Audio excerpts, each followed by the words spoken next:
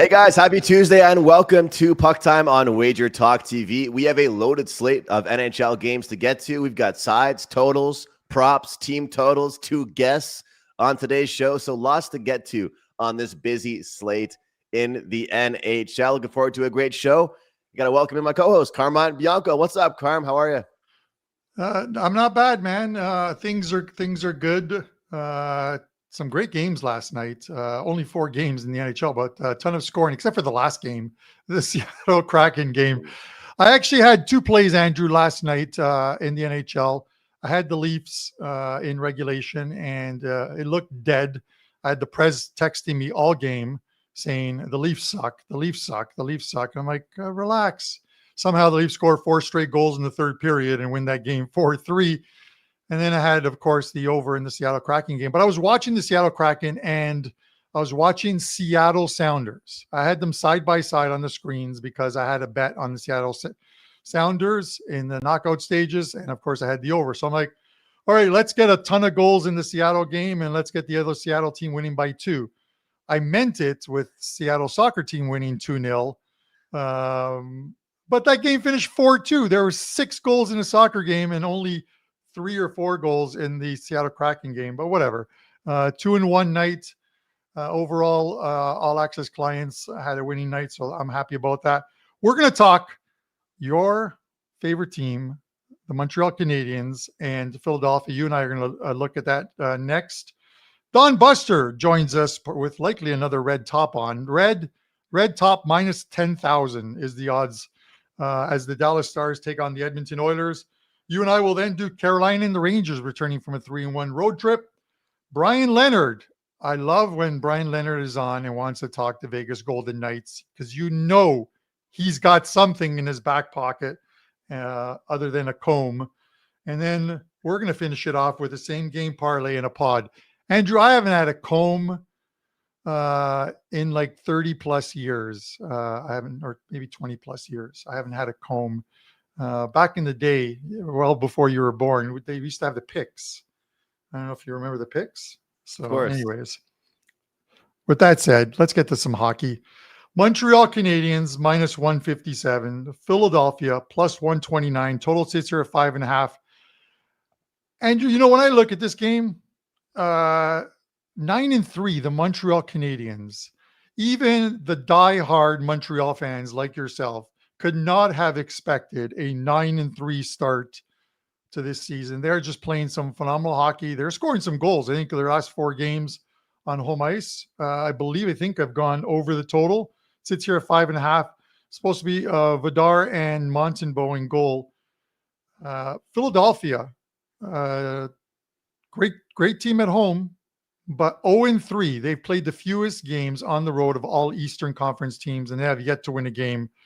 Is tonight the night that they win one in Montreal? I'm going to tell you where I'm going with this one. You know me, the Montreal Canadiens, first period money line. It has only failed to cash once in 12 games thus far. I'm going back to the well. I'm going to the well with the Montreal Canadiens first period, and I'm expecting a much more comprehensive breakdown from you. Look, well, first of all, Carm, I'm happy you brought that trend to my attention because, man, they have looked good early in games. And sure, there's been some games where the second period they've given it away or third period they've given it away and had to win in overtime or had to win late in the game. But those first periods have been phenomenal. You know, the one thing with this Philadelphia team, they're going to come in motivated here with this one. They're going to come in motivated. They just lost 2-1 against the Calgary Flames. And we've talked about how just flat and just awful to watch. Nothing else to really say. This Flames team has been, this Flames team has not been good. So to lose 2-1 to the Flames, that's tough look. But I'll tell you what, a lot of times this season that I've been in the wrong is when I've been waiting for something to change and not just following what a team's identity has been like. And, tighten the CT here. Let's see how the Flyers respond to the coach rant. I'm happy he said that because Carm, you were hard on Paul Maurice and ended up backfiring you. I'm not going to be hard on this guy and it'll backfire on me. I don't think Rick Tockett's doing a good job in Philadelphia right now because if I'm not wrong, they replaced John Tortorella with Rick Tocchet, right? I mean, that's like replacing the same guy with the same guy. They're like two old school types of coaches that are going to treat the young players the same way. They're going to do things the same way.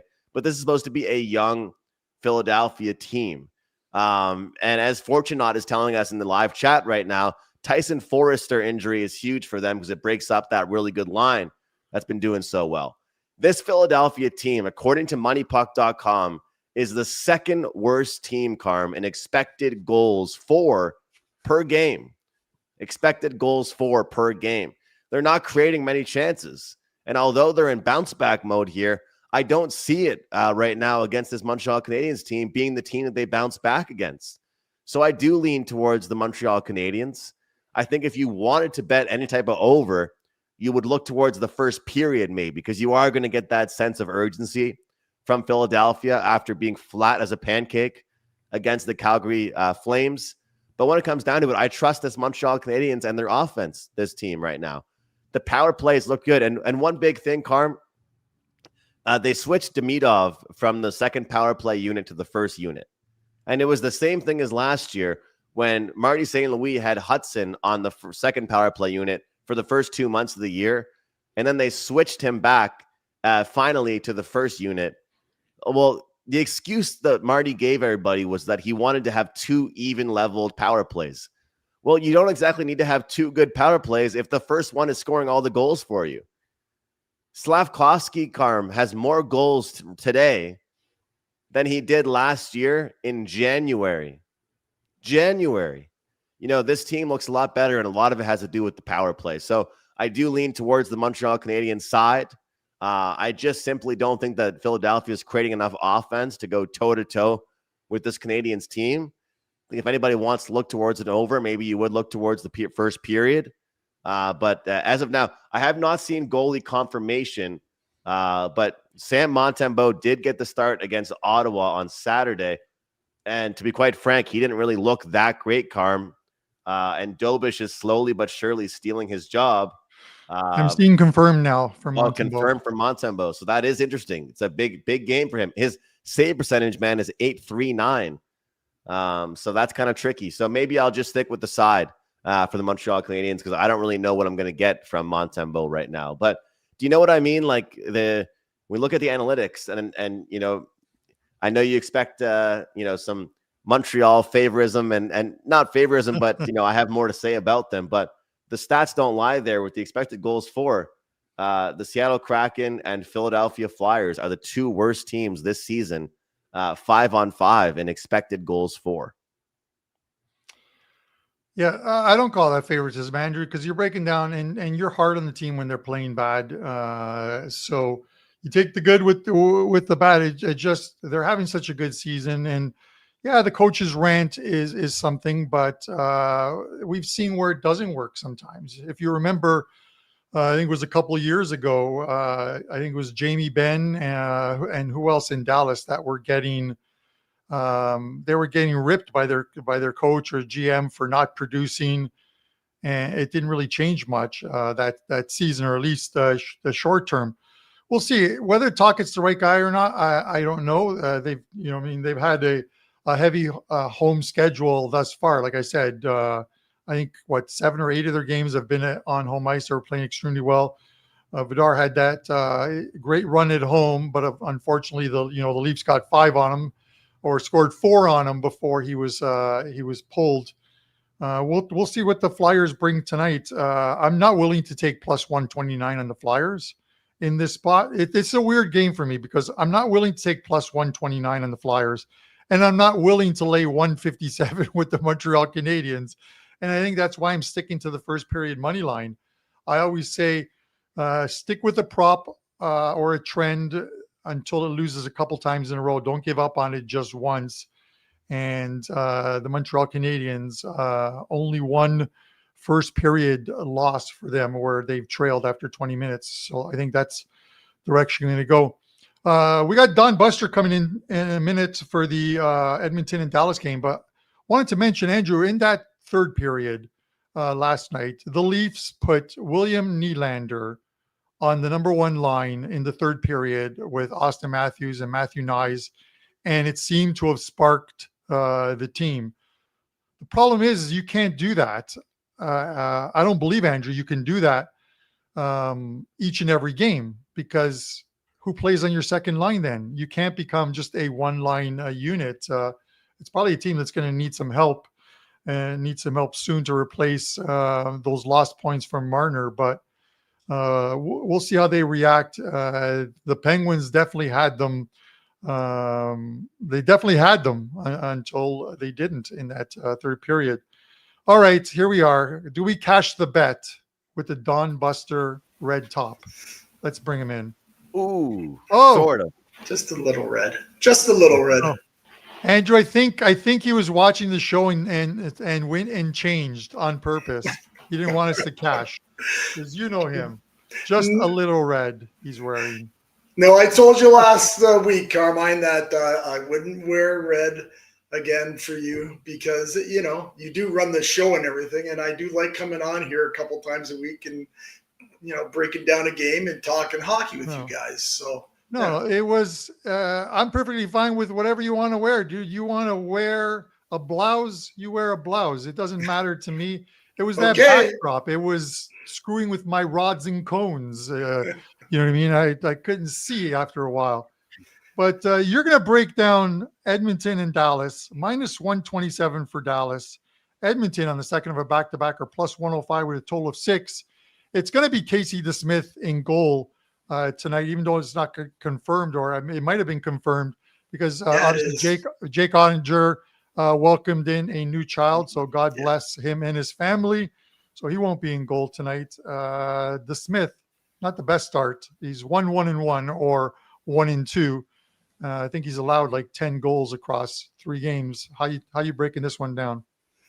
Yeah, there's no doubt that DeSmith will give you a little pause if you're if you like Dallas, which I do. But we'll talk about Edmonton here, coming to Dallas after losing last night 3-2 in St. Louis. Now they play a back-to-back against, Dallas has been playing a lot better, and this is also going to be the Oilers' dreaded third game in 4 nights. Now, Dallas last played on Saturday, and they should be good and rested for this one. They have had a rough start to the season, Dallas, but they are playing way, way better hockey of late. If you actually look at the scores, you look and say, oh, well, they're not playing that well, Buster. They're on a 2-game losing streak. Yeah, but you know what? They lost both those games in the good old NHL coin flip that we have going, which has to be, I know you guys have talked about it, but we got to do better in the NHL for that overtime stuff, because it really is a coin flip, especially the way they play 3-on-3 now. You could actually argue that Dallas could be on a 6-game winning streak, because even they won 3, they lost 2 in the coin flip, but they lost the game before in the coin flip. So, any kind of puck luck, they're 6-0, and all of a sudden, even with DeSmith in net, this line's probably 140, 145. But of course it is short, because DeSmith is playing, and let's always say he can be any type. He has been that good lately, but he's capable. And also, I think this price is a little short is because people like Edmonton. People bet Edmonton. And they're only, I think, 6-5-3, or what I like to say, they're 6-8 on a season, wins and losses. So, again, I understand people like betting Edmonton, but I just think it's a bad play tonight. And I'll give you a couple other reasons why I believe it's a bad play. As we all know, Edmonton have beat Dallas out of the playoffs the last couple of years. Last year, they beat them 4-1. So this will be the first time they see each other. Yeah, I always like that kind of stuff going on, even though it was last year. But also, this situation that we have with the back-to-back for Edmonton here, this has happened so far this year twice, and both times they were on the road. Edmonton lost to New Jersey and Detroit on back-to-backs October 18th and 19th. And they've also lost to Seattle and Vancouver back-to-back on the road, October 25th and 26th. Oh, they lost to St. Louis on the road. They lose to Dallas on the road. So because of the Smith being in net, we do make a small play on Edmonton here. I'm sure if Ottinger was in net, like I said, I think the line would be a little bit higher, and we might even make it a little bit bigger of a bet because of the Edmonton situation. Now, of course, I will go through the total quickly here for anybody who want to look into bet this. You do see Carmine had mentioned the line is 6. It's actually 6 over 15, but there's a lot of 6.5s under 25. So, as I always say, bet accordingly on what you like. Of course, if you're betting under, grab those 6.5 unders. Even though if you have to lay a little bit of juice, if you like it over, obviously you bet it over the 6. When these clubs get together, they have like last season, and we'll even include the playoffs. They were 5-3 to the over. Right now, Edmonton, the last 6 games, they're 3-3 over and under. But here's the thing: Dallas has been a dead under team. They are 7-1 to the under their last 8 games, and that's 4 straight unders at home as well. And tell you the truth, guys, normally I would be looking to bet this over, especially with Dallas in that bad situation. And these teams do tend to, play a little bit more open against each other. But just the way Dallas has been playing, and the way they might try to protect the Smith, the bad spot for Edmonton, I want no part of this total. We make a small play on Dallas. Yeah, Buster. The weird thing in this one, and you touched on possibly taking like the under if you get it at 6.5 or what have you is, and Andrew, I want you to chime in here. You're a big team totals guy. The Edmonton Oilers this season on their team total are 2-12. Their team total 0-8 on the road. Their team total here is 2.5 minus 160 to the over. And the 3.5 is plus money on the 3.5, of course, but you would have to lay minus 200 juice that they don't get there. They don't get the 4 in this one. A lot of vig between the 2.5 and the 3.5. Would you even bother to touch that, Andrew, first, and then Buster, if you want to chime in? Carm, this kind of reminds me of yesterday when I texted you to make fun of the Leafs, and you told me, oh, actually, I have a play on them, so we can't make fun of them tonight. Well, I had a play on the Oilers team total yesterday, and you're bringing up the Oilers team total. Oh, I didn't know that. Okay. But you know what, though?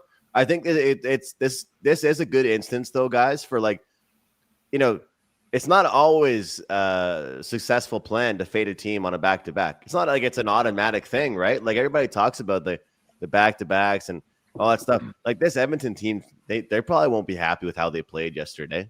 They're not going to be satisfied by any means. And as you mentioned, Carm, I know that team total trend has not been good for this Oilers team, but it also goes to show, look where they are in their division. They're not where they want to be. I think overall, this team at the end of the year, a lot of their wins, they're going to have put up at least 4 goals. That's who they are, And sure, Roslovic stayed hot. Mangiapane stayed hot. Some of those guys are scoring, but you need the big guns tonight. So it's kind of interesting, Buster. Sometimes, like you talked about, like the back-to-back, it's not always a fade angle. Sometimes it's a motivation angle for these teams. Well, you know what, Andrew? I've just been mentioning what's been happening with Edmonton. I don't think they've been playing good hockey, and this is what's happened with them the 2 times that they've faced the same exact situation this season. And I'm not sure. I didn't go back far enough to see if they were both 3 out of 4 games. I don't think they were. So to me, that even makes it worse because it's the 3rd game in 4 nights. So, yeah, there's no doubt about that. There's lots of teams that are very good on back-to-backs, that they have a great record after losing the first on a back-to-back. I'm just saying it didn't matter to me whether win and loses, but I'm just going by the stats of what's happened to the Oilers this year. And again, they're just not playing that well. And I think Dallas is playing a lot better hockey, even though, like I said, they had they don't get any puck luck if it goes to overtime.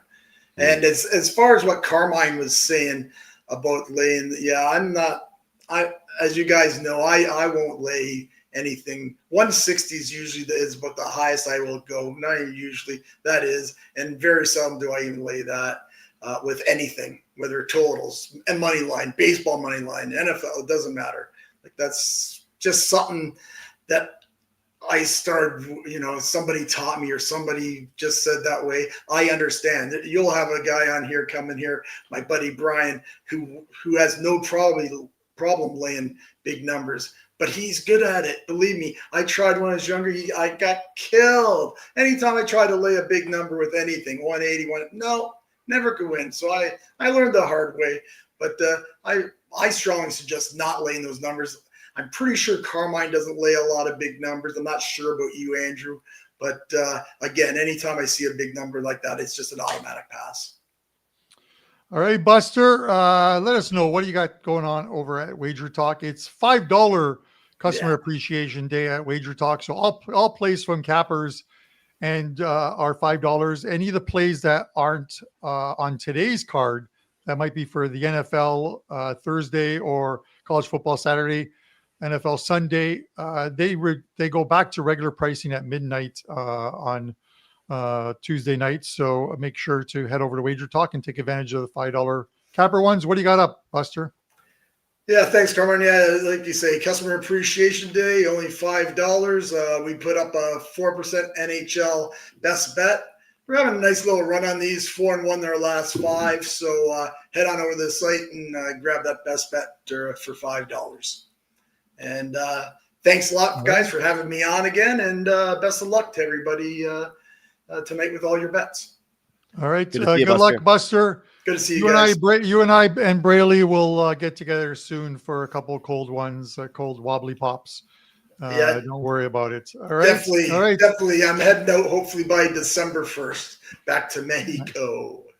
Yeah, we're shipping you. We're tossing you over that wall and you're not coming back. Anyways. Best of luck to you. Andrew, let's talk Carolina and the New York Rangers. I looked at this line last night and I saw the opener. Carolina's like minus 134. I'm like, that line's going to come down. I like Carolina, but I'm not betting them at 134. I'm going to wait for the money to come in on the Rangers. And now you're seeing the line in which it's where I believe it likely should be. You see Carolina minus 116, 104, minus 104 for the New York Rangers in this one. Total sits at 5.5. Last 4 meetings, Carolina's won all 4. So they've got that going for them. 3-1 road trip for the Rangers. They didn't show up in Calgary. And then they win 3 straight. The Edmonton Oilers, Vancouver, and the win over the Seattle Kraken. But 0-5 at home, Andrew. Is it time? Is it time for the Blue Shirts to get a win at home against a Carolina team that isn't playing their best hockey at the moment? Well, market-wise, Carm, I think that I agree with what you're saying about getting that better number on Carolina, but I've had a lot of success backing the team that was involved in the overnight flip, and of course that is this New York Rangers team, with this pretty much being a pick'em now. Looking at the odds logic screen, it's pretty much settled in everywhere. Looking at this number opening up upwards of minus 130 and now settling down a little bit here. This New York team has made a difference in how they've played over the last couple of games. And sure, they've had some timely goals. They've had some third period goals. They've had some big players step up. Carolina, a couple of injuries for them they're dealing with, but also more of an on and off season for them. One game they'll score 6, one game they score 1, one game they give up 6, one game they don't give up 1. It's been very inconsistent for them here.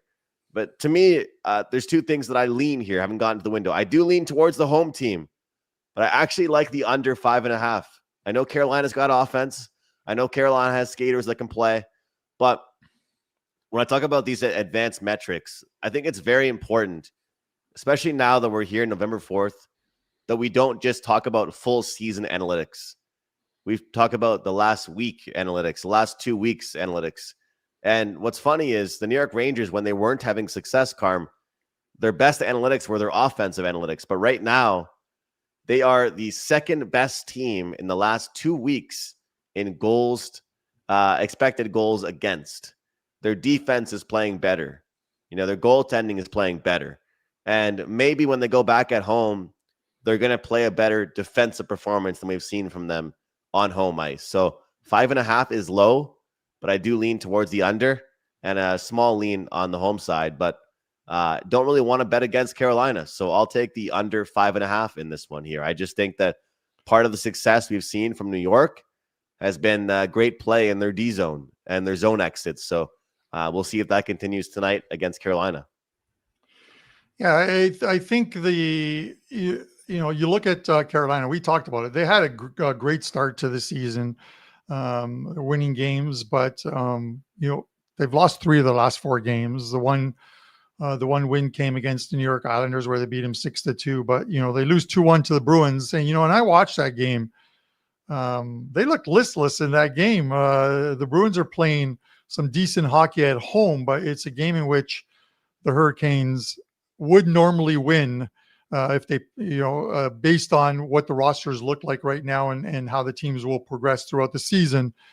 They lose at home 6-3 to the Vegas Golden Knights, a bit of a revenge. It was supposed to be a bit of a revenge game there, but it didn't turn out to be. And they lose to the Dallas Stars. It's not the best. It's not the best run for this team. They're going to get better. A couple injuries for them as well too. I tend to lean to the under, kind of like you do, Andrew, because I watched that game. I watched a couple of the Rangers games. I didn't see the Edmonton one. I watched the Calgary one, and they were done and dusted in that one. They just did not show up. But they kept the Seattle Kraken to like something like 13 shots. I think it was 13 shots, which included OT. They shut down the Vancouver Canucks, who somehow scored 5 or 6 goals last night. They shut them down in Vancouver, where the Canucks had like 10 shots through like 2 periods of play. If you don't get shots on goal, you're not going to score goals. It's just the way it is.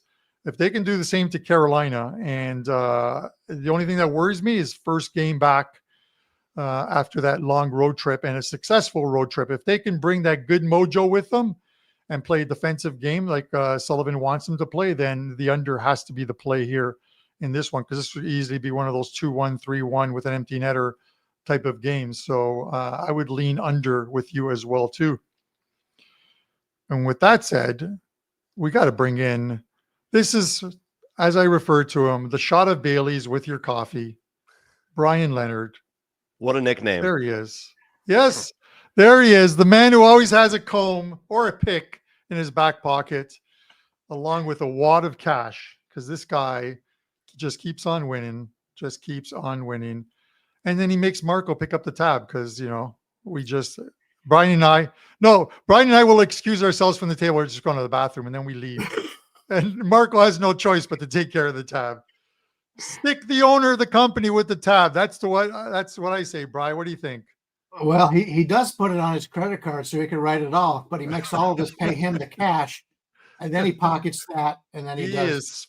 So he collects points and he collects cash. Yeah. Smart man. I do the same thing. I can't blame him. Oh. Bryan, great beard there, Andrew. It's coming in very well. Impressive. Yeah. It's his playoff beard. I don't know if you're being sarcastic or not. No, you're like me. You have problems growing it in certain areas. My beard won't go all the way in. Yours looks better than mine does already. Well, thank you. I have a sore throat from screaming and yelling about the Blue Jays on last Friday and Saturday. So been a bit under the weather. And so I've just been too lazy to shave, honestly. That's been the main reason. But hopefully someday we'll get there. Hopefully someday. You got the volume though, Bryan. You got the volume there. Speaking of the Blue Jays, and I'll make this quick, and then we're going to get to this game. A buddy of mine left for Vegas on Monday. He's staying at Planet Hollywood with his wife. And he sends me a picture from the airport here in Toronto. He's like, look who I ran into. And it was him and Nathan Luquez of the Blue Jays. So he got out of town quickly. Already? No, he was in Toronto before they left. So he was leaving in the morning as well too. Vladdy's already in Cancun or wherever the heck, Dominican. He went somewhere. They can't get. It's cold in Toronto. I woke up to frost on the windows this morning when I was doing my regular coffee run. Bryan, the Vegas Golden Knights minus 196. Detroit Red Wings plus 159. Total sits here at 6. Give us some good nuggets on this one. Some golden nuggets. After a previous guest talked about how I didn't mind giving out favorites, if there's value on the board, I give it out. You can get them for a lot less than 196 here, but this has got to be a really good spot for Las Vegas in this one. The last 2 days I had plays I gave on underdogs that went straight up. I had at St. Louis yesterday, and I believe I had Anaheim the day before. So I do play more underdogs than favorites, but I couldn't pass this one up.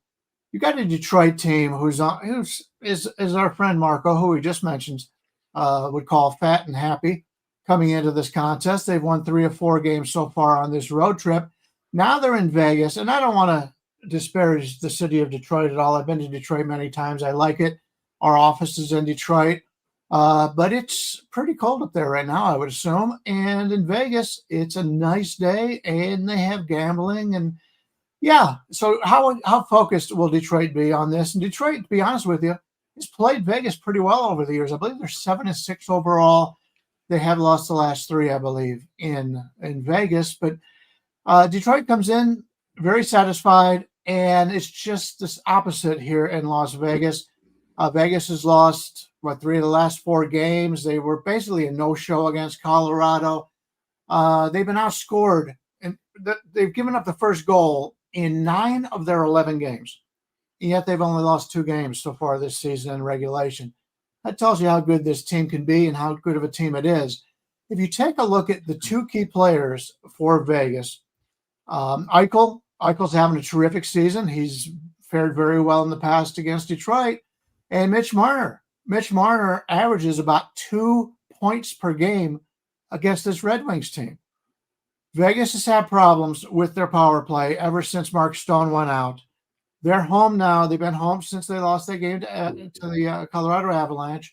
They had a big deal the other day. They had a big charity ball going on here, and all the players got out, got to meet the fans, and a lot of donations for charity. And so they're feeling pretty good about themselves right now. But they've had plenty of time to prepare. And if you take a look at their schedule, they've got a lot of home games in a row here in Vegas. They're very set right now. This is the second game of 6 straight at home. This is good practice time for this team. They've had a lot of new players because of the injuries. They've got some guys that have been brought up from the minor league teams. Both of their goalies right now have been brought up from Henderson, the Silver Knights, but both of them have done really well. Just because you're a young goalie does not mean you don't perform well. And Akira Schmidt's going to be in goal tonight. He's 5-1. His only loss was to these Detroit Red Wings. They've been very good. His backup goalie now has been very good. So I'm really excited about this Vegas team. If you remember back when they went to the championship, they had a lot of injuries for the goalies, and they had these guys that come up and got that chance to play. And I was watching, obviously the hockey games the other day, and some of the national announcers talked about that. They said being able to get these young guys in there to play these games that mean something really gives you a benefit come playoff time. And we've got these 2 guys from Vegas right now that have dominated Detroit. The coach really laid into them because they continually get beat. As soon as the game starts the other day against Colorado, they get, less than a minute into the game, they give up a goal. It's just a bad defensive turnover. I expect Vegas to be really prepared here. Detroit, because of the situation they're in, I think it's a game where they're not going to have that full energy. So I'm going to lay it with Vegas here. The line is heavy, no doubt about it, but rarely do you find the better team in this kind of situation. And they have something to play for, and they're going to be home all week. This is something I want to play on right here for Vegas. I don't normally lay these type of numbers, but I still think it's cheap. Give me Vegas, and I'll lay the 185 or whatever it is right now. Bryan, how much? Oh, sorry, Carm. No, go ahead.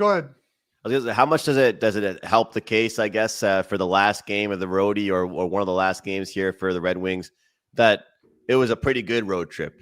and this is a focus spot here for Vegas because unfortunately I was on the wrong side of their contest against the Ducks.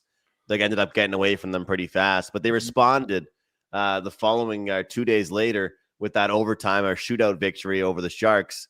The Vegas Golden Knights aren't really a team you want to exhale against, but do you see that coming here? You talked about the Marco, the fat and happy, the sassy, but do you see that, or does the team get up for Vegas? Because I feel like it's kind of hard to have Vegas be one of the last games of your. If I was a GM or a coach, I would want Vegas to be one of the first games of my road trip. Certainly not one of the last. Yeah, they've been very good at home in their entire career here, and there will be some Detroit fans. Detroit travels very well. Chris Zanuck, one of our handicappers on the site, he's a Detroit fan. I took him to a game one time. Of course, he spent all of his time on his Twitter account without watching the game, so I'm never taking him again. But yeah, Detroit really does show up in Vegas. But yeah, because they have had so much success here and surviving that game against the Sharks the other day, I think it brings them in a little bit overconfident here going against a Vegas team that really has not played very well so far this season. And yet they're able to get these points, get these games to overtime, at least get a point in the games they have not looked good in. I think Vegas is going to go on a nice run. I know Carmine, he'll talk about this in his 6 and 60 a lot of times. He picks out such situations where he thinks a team is going to struggle or a team is going to get on a nice run. I'm pulling a Carmine here. I expect Vegas to be on a nice run this week. All right. I love it, Brian. A couple of things, and we're going to touch on. So first of all, as far as Andrew said, this is the last game for Detroit. Maybe they'll head back. They don't play for, I think 3 days from now. They play 4-game homestand, which are all winnable games for Detroit. I think you look at it and they play the New York Rangers, the Chicago Blackhawks, the Anaheim Ducks, who are playing well, but playing well on home ice, and then they play the Buffalo Sabres. Those, to me, are winnable games for them. John Gibson's record against the Vegas Golden Knights, not the greatest, and I get it. A lot of it came from playing with Anaheim, but he is 6-18-5 with a .337 goals against average, 905 save percentage against the Vegas Golden Knights. I don't think he wants to be in goal tonight. He probably wants to be at the roulette wheel betting red or black. But we're missing, and you guys will not find this anywhere on the internet. You're missing the one metric, the one stat that matters most on why the Detroit Red Wings are currently tied for number one in the Eastern Conference. And you know what that is? It is that Johnny Detroit. I knew it. You didn't let me guess. I knew it. You didn't let me guess. Johnny Detroit, if you're listening, you gave up your season tickets and they're in first place. First place. Oh, team should be paying Johnny to sign up for tickets and then cancel the next year. And they'll go. I wouldn't go that far. We're not disparaging them, but I get it. Ticket prices go up. The team wasn't playing great last year. They're off to a very good start this year. They need to make the playoffs and win back Johnny's Bucks. I'll tell you, Marco and I have season tickets. I've had them for the first 6 years, and Marco shared them, I believe, the last 3. We gave them up the year that Vegas won the championship. And one of our friends, he's not on the site, but one of our good friends, Mark Lawrence, used to have season tickets for the Cleveland Cavaliers. He gave them up the year that LeBron James was drafted. So we have a history of making bad choices when it comes to season tickets. LaFlop. Bryan, what do you got up on $5 Tuesdays over at WagerTalk? I went to Akron University. I graduated in 1985. I followed the MAC extremely well over the years. In fact, that's how I got my name back when it came to Vegas, because back then the MAC was on the ADA board. So I could handicap the MAC and have a lot of success. And tonight and tomorrow, if you're looking for college football, it's MAC Tuesday and Wednesday. And I've got a nice 4% play up right now in the MAC, and you can pick that up right now. We're on a 22-11 run in college football. It's been really nice the last 2 months in the college game. And I didn't have any plays during the week last week in college football. The week before I swept. It's we've been doing very well, and we've got a MAC game going tonight, and we really love it. So that's only $5, and no need to buy our hockey play. You just got it. and that's our 5% play. So you save, or 4% play, excuse me. So you save some money on the hockey game just by tuning in to this play right here. And let's continue our winning ways. I know you guys are having some nice hockey seasons, and let's get back some more winners tonight. All right, Bryan, always a pleasure to have you on. You will be back on Thursday, and looking forward to it, because by then, I think by Thursday, you are going to know pretty much your full cards for both college football and NFL, and we want to make sure that people take advantage of that. So good luck.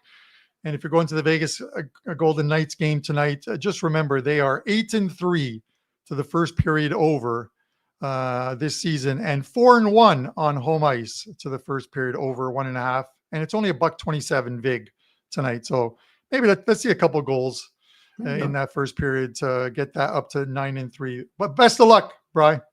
See you, Bryan.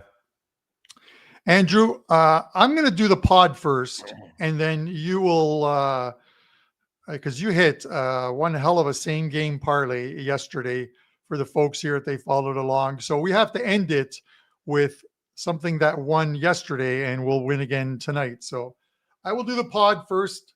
Steve O was asking if we're going to cover the Anaheim, Florida game. You're going to get it right now.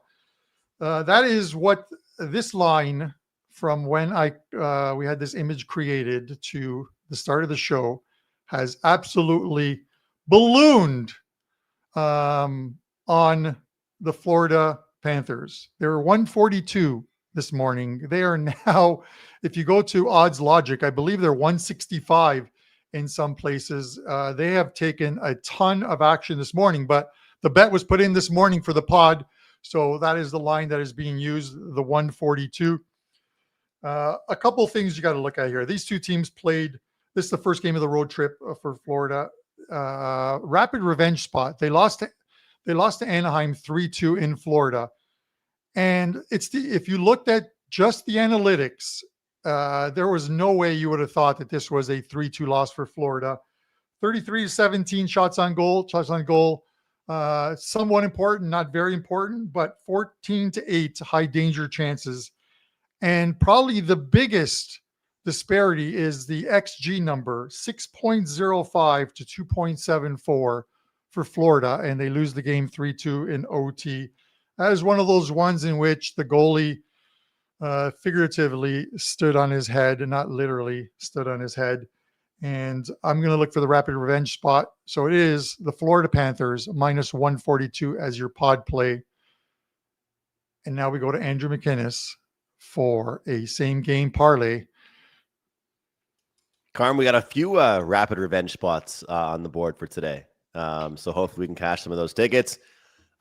This is not the best format for my same game parlay, but hey, we hit yesterday, guys. It was over 10-1 with the same game parlay. So let's try and do it again. We've got two plays from two different games.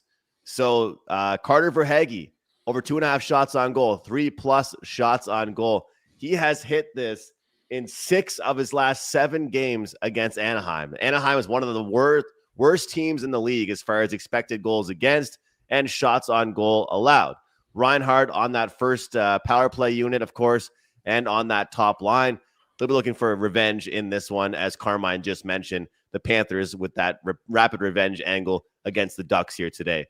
Matthew Boldy, 4+ shots on goal, over 3.5 year, plus 115. You got to love this price on this one. He has, in head-to-head matchup in this spot here against Nashville, gone over this number in 5 of his last 6 games. All right. Sometimes when I'm looking at these player props and the same game parlays, I want to look towards how guys have done head-to-head.